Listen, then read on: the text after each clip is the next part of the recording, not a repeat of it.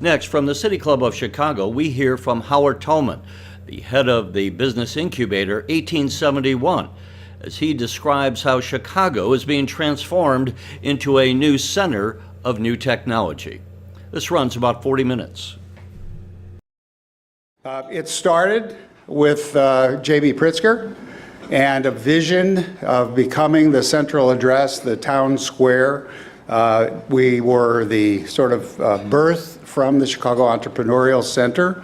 And what has happened over the years has been the city, the state, many corporate partners and sponsors, all the universities, as I said, have all come together to really turn it into a very special place. And it's special for a lot of reasons, but one of the biggest reasons is just to understand the impact. So we have now about 500 companies. We've graduated several hundred companies. They've raised over $200 million, created about 8,000 jobs now, which is really the significant impact, attracted a tremendous amount of talent and resources to the city. We are global, so we have reciprocity arrangements with 11 or 12 different countries, which is really significant. And we've increasingly been sort of recognized across the globe, really, as the center and as a hub for what's going on. So whether it's publications, whether it's rankings where people have said Chicago has increasingly become a major place, particularly with an emphasis on women. And our Wisdom program has been very successful. We're just starting another cohort of that as well.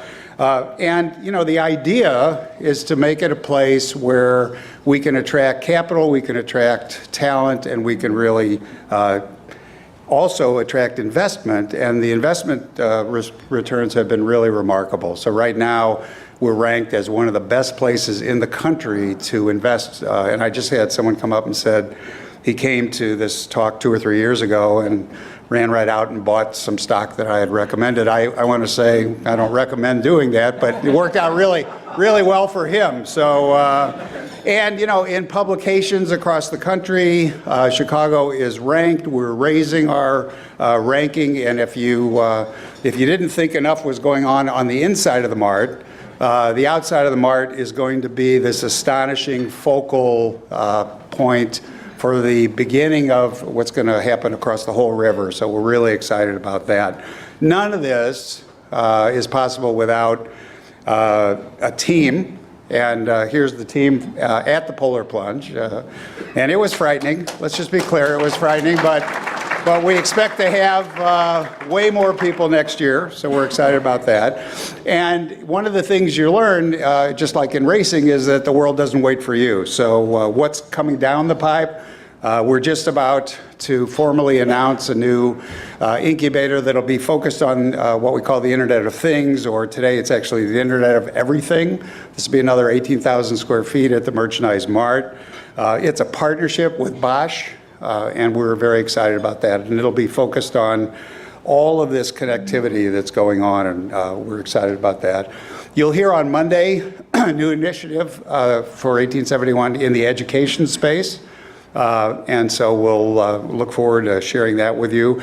And then one of the other things that's really significant is how do you take what's going on downtown and push it out to the whole city. And so we're building new digital systems and content libraries that'll permit us to share all of the resources and all of what's going on there with the whole city, because we want to impact more than just downtown. So that's the background. I want to talk to you a little bit about the future. I always like to start with a little bad news, which is you're screwed, but it's okay. It's okay. Here's what's going on. The nature of changes that are sort of coming down the pipe are so frightening. They're not going to be sort of ratable. They're not going to be easy. They're not going to be incremental. They're going to be very much chaotic, and yet those create opportunities that we've never seen the like of. And so if you're not in a hurry, you're probably already behind the curve. And we think of that in terms of sports language as playing the whole game in overtime, that everything has to be done at speed today, and that speed is the most essential competitive tool. And the changes are really astonishing. So to give you just a little idea, of what the world used to look like not so long ago and what it looks like today. And even more importantly, this idea of continuity and the continuum of just how long or how little time it takes for these changes to really have a significant impact. And it's not just corporations. You know, there are about 240,000 truck drivers in this country. Some of them should get out of the truck, there's no question. But the idea is, with self-driving cars and with the other things that we're dealing with, those folks better get out of the way because change is coming. And you know, you look in all kinds of different jobs that we have used in industry and in corporations for a lot of reasons. They're going away too. So JP Morgan Chase just announced an astonishing thing, which is that a simple machine will eliminate not just millions of transactions, but hundreds of jobs as well. And I know we have a fair sampling of lawyers in the office. I was a lawyer once. And here's another sort of scary piece of news. A lot of the redundant stuff, a lot of the ministerial things that are out there are going away. Now, the good news is that ought to free us up to do smarter things and to be doing more challenging things. And that's the hope. We have a new app that's pretty interesting. You dial on your phone a business call, but then you conference in Tetra, and what it does is it transcribes and listens to the entire conversation for you. So this is a pretty interesting thing, and it's also part of what's happening, which is how change is changing. And so we call it autocatalytic, and what that means is that the rate of each change speeds up the next change. And so when businesses today talk about how well they're doing, they talk in terms of speed. Speed is velocity. What they need to be doing is talking about a different thing. And it's how fast are you getting faster? Because we have 500 companies and thousands of people every day, and they're just looking to eat your lunch. Not this lunch, but your business lunch. And so the idea that you need to be looking at your business in a different way is really significant. And the way to think about technology today has changed as well.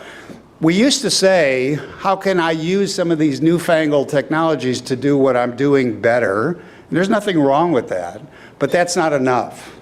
What you need to be saying is, how does this new technology enable me to do things I could never do before? That's a different way of looking at technology, and it's really, really critical.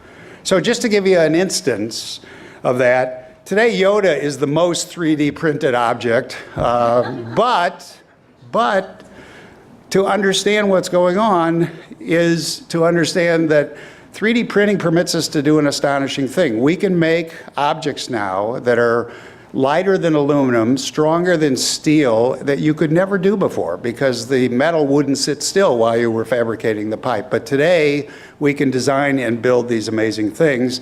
And they're not only stronger than steel, but they retain and are able to be flexible as well. So it's just astonishing. And that's just one of these many instances.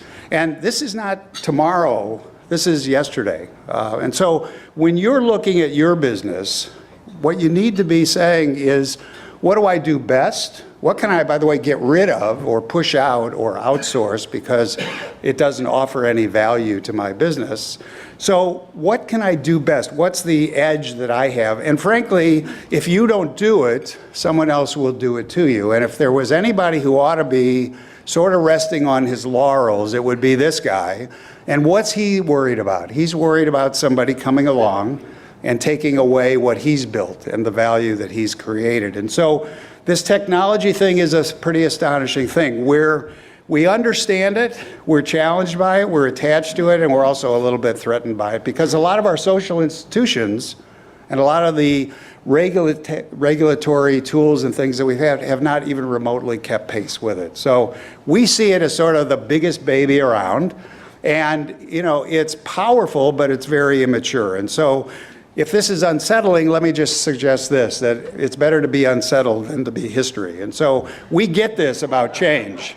And we understand that actually no one likes change except, you know, small children. And we've just added several nursing rooms at 1871, so I have a particular interest in this. But look, change is not so hard. What's so hard is the idea of overcoming the resistance to change and to leaving behind what worked really well for you in the past, but not going to be the case going forward. And so these business models are constantly changing, and it's really interesting. This is Uber in Brooklyn, more than 1 million rides a month. Uber is somebody that 8 years ago we didn't even know what that word meant in this context. It's now worth more than 80% of the Fortune 500 corporations. But it's a continuum, and so tomorrow we'll be talking about Airbnb for cars. What does that mean? Well, we don't use our cars very much at all. They just sit. They sit in the garage, they sit at work, wherever. And so because we're becoming less and less attached to these vehicles, these new kinds of services are growing up. Sharing is a whole concept that we're just beginning to explore. But again, the models keep moving. So we have Divvy here, and we're pretty good at Divvy. And some of us are, really exceptional at Divvy. But the problem with Divvy was NIMBY, which was not everybody wanted a rack in front of their house. Not everybody wanted a rack on their block. So what they figured out in some other countries is you don't need the rack. You need a control on the back wheel that your phone activates, and you leave the bike anywhere. Now we have a different set of complaints about this, but think about it for a minute. Just walking down the street, grabbing the bike, hitting your phone, and going. This is pretty powerful. And so all this stuff that used to be science fiction is here today, whether it's the Dick Tracy watch, the Jetsons. This is a drone taxi in Dubai. We've got, this is the Wicked Witch, but we've got mirrors now that provide all kinds of information, all kinds of guidance. If you think that the TSA sucks, which we all think, this is a new device, 2 seconds. Looks into your eye and identifies you. 2 seconds to go through TSA. And the robots are coming big time.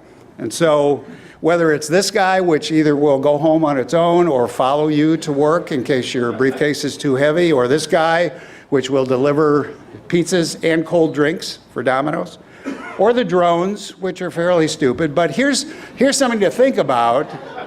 In New York, it takes about 45 minutes in rush hour to get an ambulance to somebody in Midtown. The drones get there in 14 seconds. So we're getting to the point where our expectations and some of these things, some of this technology, is really going to change the way we look at life. And it's exciting. So where does that start? Well, it starts with time. None of us has enough time. This is a New Yorker cartoon, which I thought was interesting. Actually, it would be better to be locked away just so you could catch up with Netflix instead of, all right. But the idea is just leave me alone, okay? I mean, the planes used to be a sanctuary. Now with Wi-Fi, it's like not 1 minute of a break on time. So time, all right? This business provides customer support online in 3.5 minutes. Try to be in a business that says, we'll get back to you in 24 to 48 hours. Here's a flash. You won't be in business much longer. This is a very ugly display, but in roughly 1 to 3 minutes, it downloads a full-length movie to your laptop to take on the plane. Yahoo just announced that they're going to send the email before you do, okay? That they've actually developed technology that will pre-ship it. So we're in a hurry, and that's going to continue, and it's moving over into the ways we do business. So messaging is trumping big-time email. Email is on its way out. Why? 1, we don't open email. 2, we don't respond to it in any kind of realistic time. So we're in this new right now economy. This company sells LPs for those of us of a certain age. Maybe the kids think of it as vinyl. But basically, this is a transaction that takes 1 second. Each day they say, hey, here's the new offering. You click yes or no. If you click yes, it'll be there in 2 hours. If you click no, that's the entire extent of the transaction. Here's how you order lunch these days. Look at the menu in the morning, press the button, 1 second, lunch will be there at 12:15. And again, as soon as we think, all right, well, this phone is pretty fast, audio, voice is 4 times faster. It's an accelerator. And so we're going to see more and more agents. We're going to see a migration already to this idea basically of mobile everything. And it's all part of this I want it and I want it right now economy. And so we're seeing that more and more information can be made available to us in context, so products can talk, locations can talk, the mall, the bus stop, the train station, the football game. This is one of the newest things that we just rolled out for the 76ers. You look at the jersey through your phone, up pops a buy button, you buy the thing, and it'll be home before you are successful in getting out of the parking lot from the game, okay? So what's the message? The message is every single business is going to be held to this standard. You got to deliver what I want, when I'm ready to buy it. If not, you're toast. And so in the game industry, that's 2 minutes to download a new game. And here's what's really interesting. All of the customers transfer what they experience in any channel, in any transaction, to the rest of their lives. So if it's 2 minutes to download a game, how long do you think somebody wants to wait to make a purchase or to set up an appointment or to do an order? So what's going on is the expectations constantly grow, and the way that was great yesterday is just so what today? And that's the nature and the pace of this acceleration. Now, they did a recent survey of, is there anything in the world that we're willing to be pretty much satisfied with for a long period of time? It's not a raise, believe me. It's not a vacation. It's not, pretty much nothing. What do you think was the one persistent thing where when we make an adjustment, we're willing to say, I'm pretty happy about this for the whole rest of your life? Anybody want to guess? Okay, here it is. It's your commute. And the truth is, I mean, they surveyed millions of people, and this is the only thing that if your commute is shorter, you're actually going to be a happy camper every single day for the rest of your life. You were just talking about several hours to get downtown. What's going on? Nobody wants to wait. And not wait for hours, but not even wait for minutes. And so we're seeing a lot of changes in behavior. We're seeing people that are willing to order online and more stop by the store, pick the stuff up in the parking lot. And again, this idea of click and collect is pretty substantial. Amazon makes it its business to always be ahead of the game. So this is a little button called the dash button. It costs you $1, but then they give you the $1 back the first time you press it. And you put this button on your washing machine, and when you pour the last of the Tide out, you press the button and the new container of Tide will be at your doorstep in about an hour and a half. Now think about it for a minute, okay? First of all, you don't care what it costs. Second of all, you're not looking in the newspaper to see if Downey has a coupon that 4 days from now you can take to the grocery store and save 15 cents. And 200 brands have figured this out already with these buttons. And in most cases, it's pretty obvious where the button should go. In some cases, it's not that clear. And so we're still working on some of this stuff, but the idea of buttons is pretty hot. And the message is really, really simple. Today we care about speed and access and convenience. And a lot of the other things that were really important to us are less important today to huge portions of the population. Amazon has a store here. You use your phone to sign into the store. You pick up whatever you want in the store. You walk out. That's the whole transaction. You get a bill on your phone. And so there's a new way to think about what's going on, a new way that your business has to measure and look at the way you perform. And we call it the customer effort score. And what it means is, and again, this is what these 500 companies are doing every day at 1871, they're looking at the way you do their business, your business, and saying, we can do it better, faster, easier, more productively. And so if you're not doing the same thing, then you're going to be left behind. This is a great Liberty Mutual commercial if you haven't seen it. She used her phone to do an estimate of her car, so she's at the beach with her kids. This lady is being driven crazy trying to keep her kids at the body shop from killing themselves or being killed. What's it all about? It's about friction. It's about how can I make these things easy and fast. And it's all driven by data. And data is increasingly important to us. We used to think that the internet was all about low cost and access, and it certainly is. But what it's really about is measurement. What it's really about is the ability to say that going forward, I'm going to know a great deal more, and it's going to help me be smarter. And so the future looks like two words to us. The first is transparency, that every business and every competitor and every vendor will know everything there is to know about your business, what you're doing. And two, efficacy, they'll know how well you're doing your business. And if you're not doing it well, they can go elsewhere because they have virtually unlimited choices. So think today about what we think loyalty means. So loyalty is a peculiar thing, but today what it means is I just haven't seen a better offer. I haven't seen somebody doing it better yet. And so in a lot of industries, they haven't even woken up to this prospect. One is the doctors. The doctors honestly think that people are focused on things like their credentials, and the truth is, if you have a great receptionist, you're way ahead of the game, okay? But it's even worse because if you're stuck in a big city and you can use your phone to get in front of a doctor in a minute, that's what you're going to do. That's what's going on. And so, again, our ideas about what a medical transaction looks like, what kind of doctor we want to deal with, I mean, they're changing radically. We would rather deal, and this is, of course, what we learned with ATMs, we'd rather deal with a machine. And so when you're looking at your business, again, sort of an interesting analysis. It's not enough to look inside because you and your competitors will know everything within your bailiwick. What's critical is to look at the edges, to look at who's going to come along and change the entire business, change the entire way we think about these things.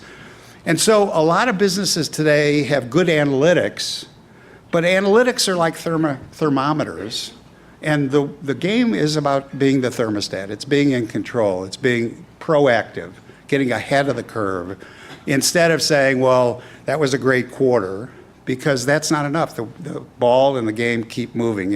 And this idea of attention is really central to this. This is about the only thing we've got left to spend, the only way that we really connect and commit ourselves to a new industry or a new choice or a new service or product. We make time in this ridiculously busy lives of ours for what we're interested in. I don't know, I always like this toy. This is Stretch Armstrong, so no purpose other than that. But this idea that you're competing with competitors is not a sufficient analysis. You're competing with everything that gets in the way of engagement, attention, connection to these customers, to the people you serve, and it's not just customers.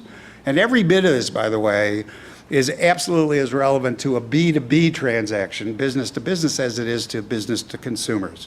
And this attention thing is just getting worse, actually. We did a survey about 4 years ago, and we were holding our own relative to the goldfish in terms of attention, but the goldfish, as of last month, was still in control. We were losing, all right? So what does this mean? Well, in the world today, what it means is you have to show me value. You have to show me a reason to deal with you, to use your product or service. And it's really simple.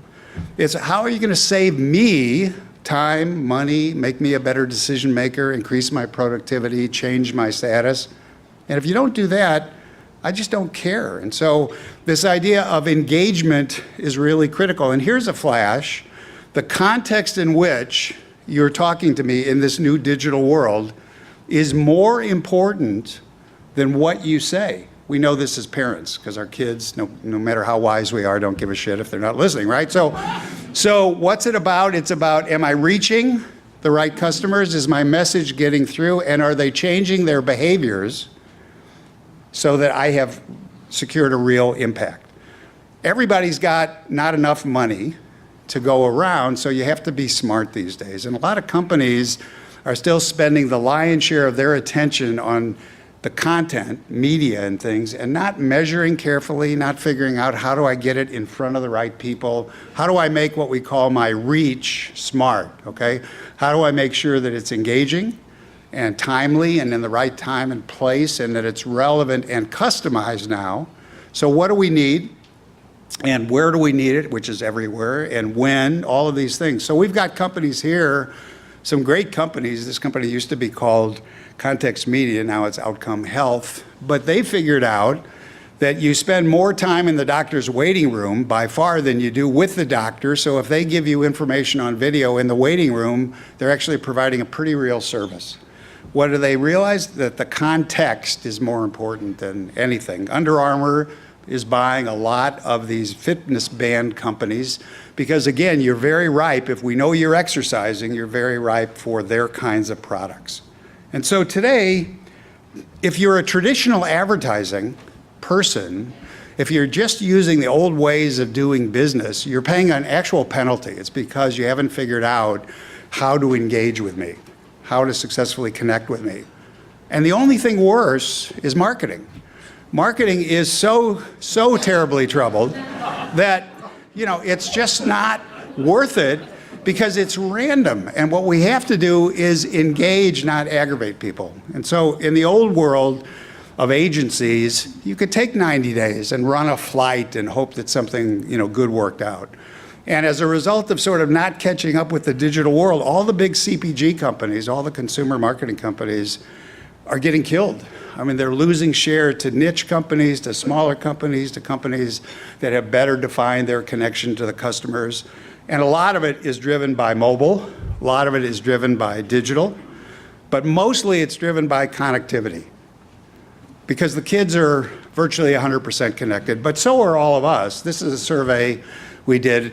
80% of us look at our phone within 15 minutes of getting up in the morning. I think the other 20% are just lying. I mean, I don't know what they're doing, but we look at our phones 163 times a day. That's about 3.5 hours.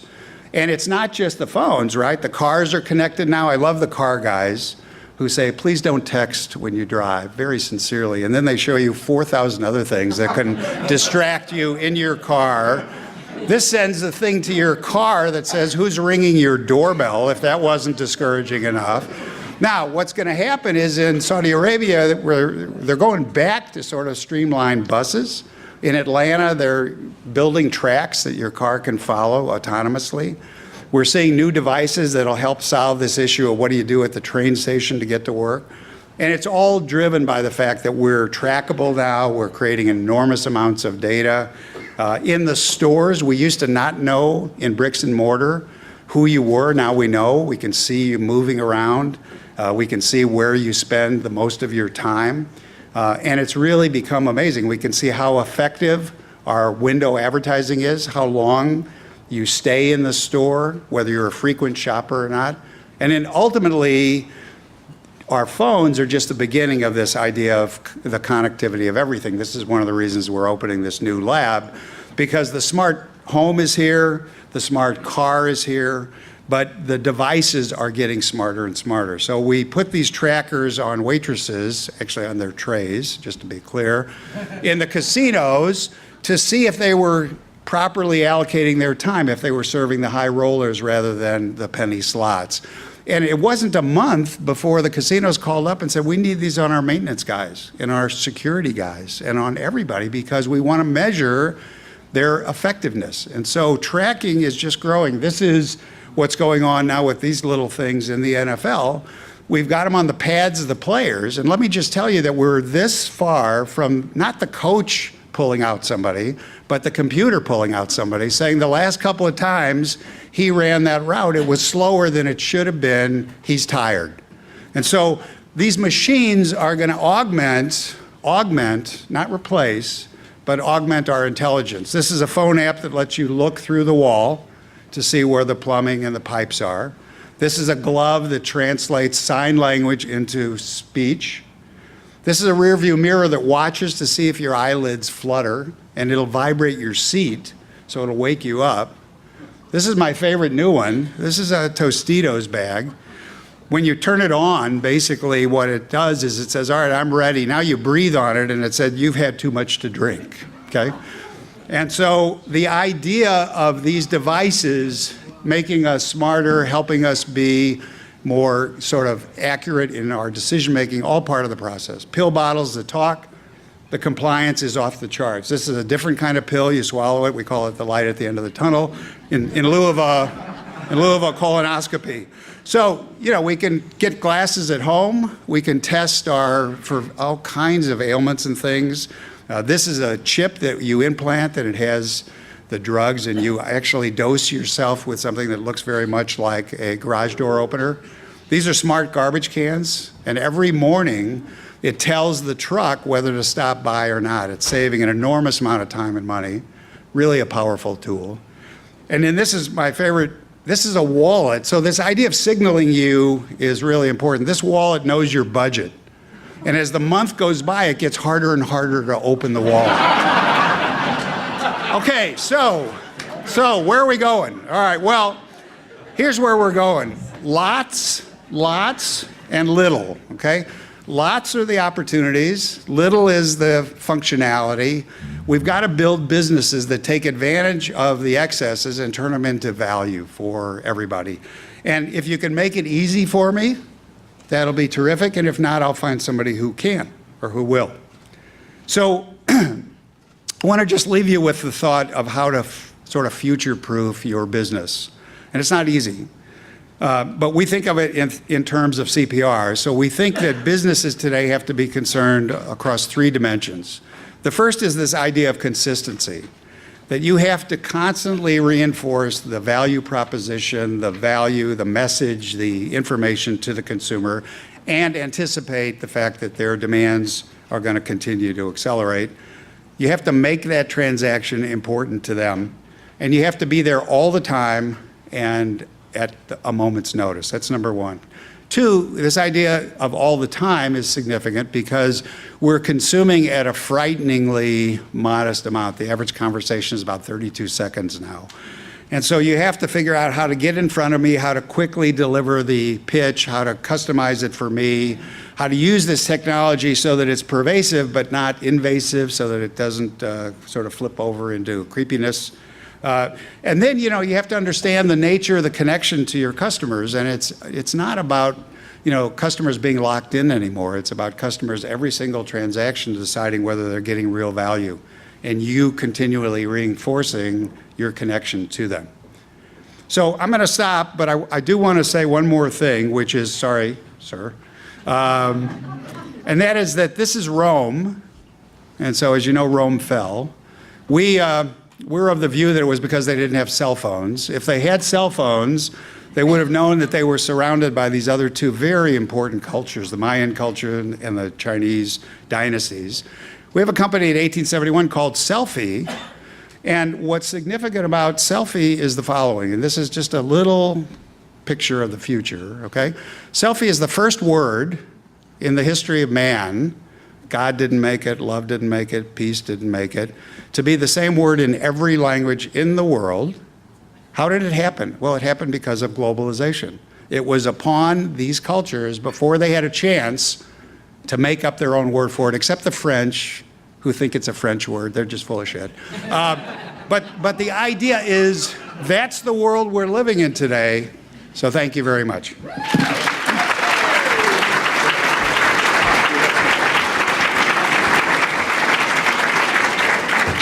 Well, thank you, Howard. In case you're wondering about the future, we're in it right now.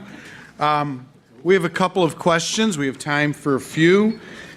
It's always delightful to have Howard here. It's an incredible session. This is from City Club member Ashvin Ladd. How do you assess the startup community's ability to stay ahead of public policy that may affect their business, both short and long term? So today we would say that regulation lags innovation by about a decade, literally a decade. And with Uber, with Airbnb, what you're seeing increasingly is the startups are just going and doing it first and then asking for forgiveness. This is the classic sort of situation. What's going to happen as they get to scale is they're going to have to do a much better job of working with these regulatory bureaucracies and things like that. But the real goal, I think, is that they're going to provide examples for the larger corporations who have the infrastructure to do these things right and carefully, and they'll sort of be the canary in the coal mine. But once they've demonstrated these new needs, then we're going to have to move at scale to make them a part of our lives. Thank you, Howard. This is from City Club member Joe Paragusis. If I butchered your name, I apologize. Where, if at all, do you see a role pathway for bricks and mortar and steel in the ground project developers going forward in the service economy? Well, we think, look, Amazon is building more and more stores. It's just a question of what's a store going to look like. They're going to be much smarter stores. They're not going to have 55,000 items. They're going to have the items that the people in that community are most interested in purchasing.